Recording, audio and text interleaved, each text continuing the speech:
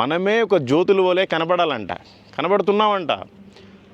ఆ జీవవాక్యాన్ని చేతబట్టుకొని మన లోకానుసారమైన అన్ని పాడు చేసుకొని వదిలేసుకొని లోకానుసారంలో బ్రతకకుండా దేవుడికి సాక్షిగా బ్రతుకుతూ మనమే ఒక నక్షత్రంలాగా ఉంటే అనేక మందిని యేసు ప్రభు వారి దగ్గరికి నడిపించవచ్చు. మరి ఆ రోజున ఆ నక్షత్రం చేసిన పని ఏమిటి? జ్ఞానులను యేసయ్య యొద్దకు నడిపించిన నక్షత్రం. మత్తయి సువార్త 2వ అధ్యాయము 9-10 వచనాలు. వారు రాజు మాట విని బయలుదేరి పోవుచుండగా, ఇదిగో తూర్పు దేశమున వారు చూచిన నక్షత్రము ఆ శిశువు ఉండిన చోటికి మీదుగా వచ్చి నిలుచు వరకు వారికి ముందుగా నడిచెను. వారు ఆ నక్షత్రమును చూచి ఆనందభరితులై ఇంటిలోనికి వచ్చిరి. మనము ప్రభువుకు సాక్షిగా ఒక నక్షత్రంలాగా ఉంటే మనల్ని చూసి అనేక మంది ప్రభు దగ్గరికి వస్తారు.